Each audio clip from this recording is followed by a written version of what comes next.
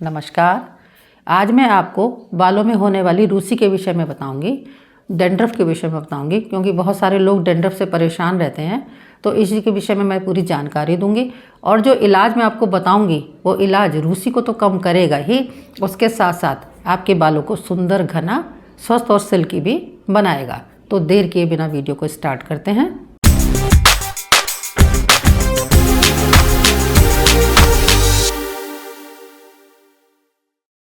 मैं डॉक्टर सुधा रानी वर्मा, आयु शक्ति होम रेमेडीज़ में आपका स्वागत करती हूँ। तो अभी हम बात कर रहे थे डैंड्रफ के विषय में। तो पहले तो हमें ये जानना ज़रूरी है कि डैंड्रफ हमारे सिर में आती कहाँ से है, हो क्यों जाती है। तो डैंड्रफ होने का जो कारण है वो शरीर के अंदर खुश्की है। जब शरीर के अंदर खुश्की बढ़ जाती है तो डैंड्रफ अक्सर हो जाती है, या फिर हम अपने सिर को अच्छी तरह से साफ़ नहीं रखते या उसको देर देर से धोते हैं, खुजली होती है, तो उसकी वजह से भी कई बार डैंड्रफ हो जाती है। जब सिर के अंदर, स्कैल्प के अंदर किसी भी तरह का कोई इन्फेक्शन हो जाता है तो भी छोटे छोटे दाने हो जाते हैं, डैंड्रफ हो जाती है। लेकिन आम तौर पे जो डैंड्रफ होती है वो सिर की खुश्की के कारण होती है, जो स्कैल्प में खुश्की हो जाती है। और खुश्की का कारण है बहुत ज़्यादा चाय, कॉफ़ी और मिर्च मसालों का इस्तेमाल। आज जो मैं आपको नुस्खा बताने वाली हूँ वो बहुत ही आसान और बेहतरीन नुस्खा है। उसको आप आसानी से यूज़ कर सकते हैं। उसके लिए हमें चाहिए 3 तरह के तेल, एक भृंगराज का तेल, एक तुलसी का तेल और एक चमेली का तेल। ये तीनों तेल हमें बराबर मात्रा में लेने हैं। तो ये तीनों तेल आप किसी भी शॉप से, आयुर्वेदिक शॉप से आप ले आएँ और किसी अच्छी शॉप से लाएँ जो आपको शुद्ध तेल मिले। तो ये तीनों तेल आप ले आएँ और ला कर के घर में बराबर मात्रा में मिला लें, या बराबर मात्रा में लेकर आएँ तो एक कंटेनर में मिलाकर रख लें। जैसे 50-50 ग्राम आप तीनों ले आएँ या 100-100 ग्राम आप तीनों ले आएँ और सबको मिला कर के एक बड़े से कंटेनर में भर के रख लें, किसी बड़ी शीशी में भर के रख लें, जिससे आपको बार बार मिलाना नहीं पड़ेगा और मिलाए रहेगा। और उसको हल्का सा गर्म करें और अपने बालों के अंदर अप्लाई करें। तो अब जानते हैं कि भृंगराज क्या काम करता है, या तुलसी का तेल आपके शरीर में या आपके सिर में क्या काम करता है, और यह चमेली का तेल क्या काम करता है। हमने ये तीनों तेल क्यों चुने? कोई और तेल भी लगा सकते हैं, तो लगाने के लिए तो हम और भी तेल लगा सकते हैं, खुश्की तो उससे भी कम होती है, लेकिन ये हमारे रूसी को समाप्त कर देगी, इसलिए हमने इन तीनों तेलों को चुना है। तो जो भृंगराज का तेल है वो हमारे स्कैल्प की खुश्की को कम करता है, डैंड्रफ को कम करता है और बालों को स्वस्थ, काला, घना और मजबूत बनाता है। और जो तुलसी का तेल है उसमें औषधीय गुण होते हैं। ये एंटी इन्फ्लामेटरी होता है, एंटी बैक्टीरियल होता है और एंटी फंगल होता है।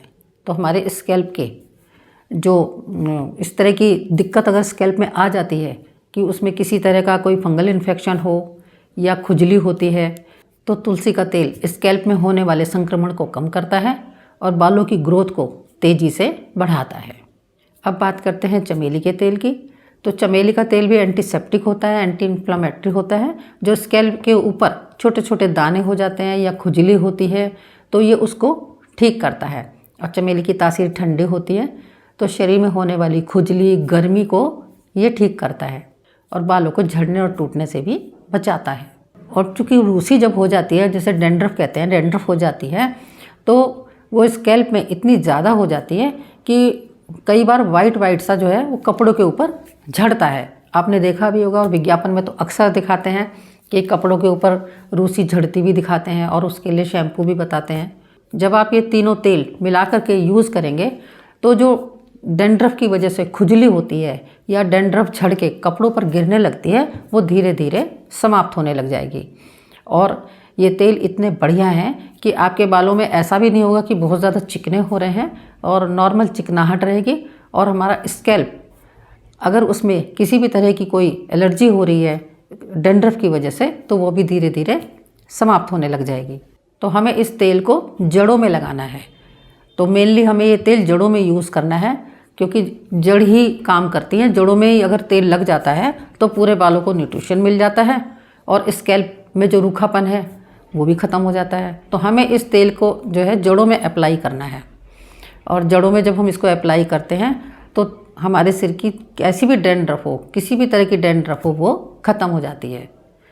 इसके अलावा एक और आसान सा नुस्खा है जिसको आप कर सकते हैं, वो कोई भी कर सकता है और आपने सुना भी होगा, बहुत सुना होगा। जैसे नारियल के तेल में आधा नींबू निचोड़ लें, और सरसों के तेल में भी आप नींबू निचोड़ सकते हैं। अगर आपके पास नारियल का तेल ना हो तो नारियल के तेल में या सरसों के तेल में आधा नींबू निचोड़ लें और उन्हें बालों की जड़ों में लगाएं।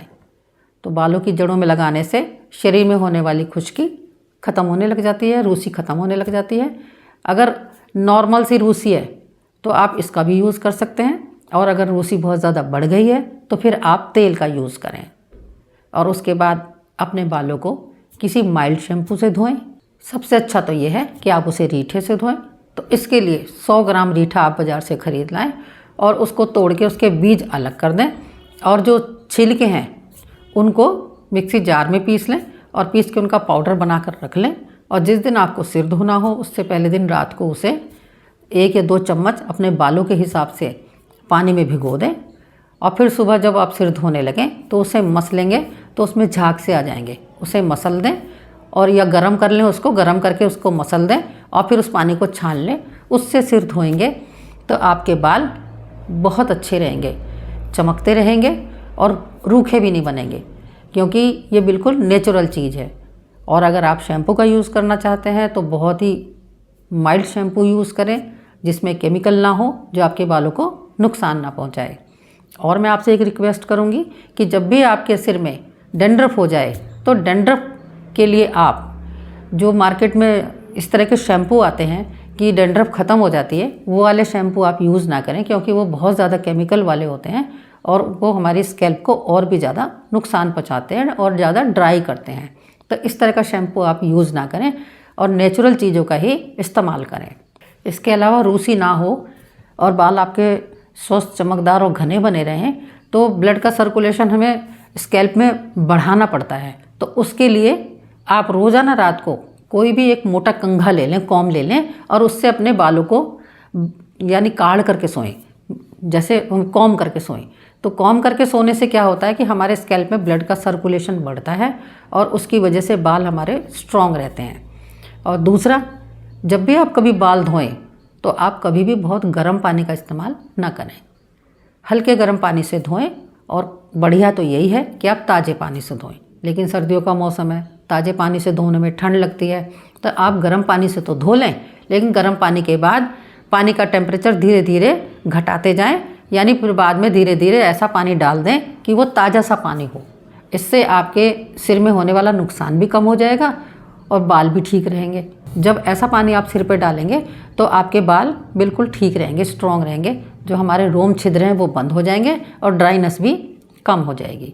तो मैं उम्मीद करती हूँ आज की जानकारी आपके ज़रूर काम आएगी, और आज की जानकारी अगर आपको पसंद आई हो तो मेरी वीडियो को लाइक करें, शेयर करें और मेरे चैनल को सब्सक्राइब ज़रूर करें। नमस्कार, धन्यवाद।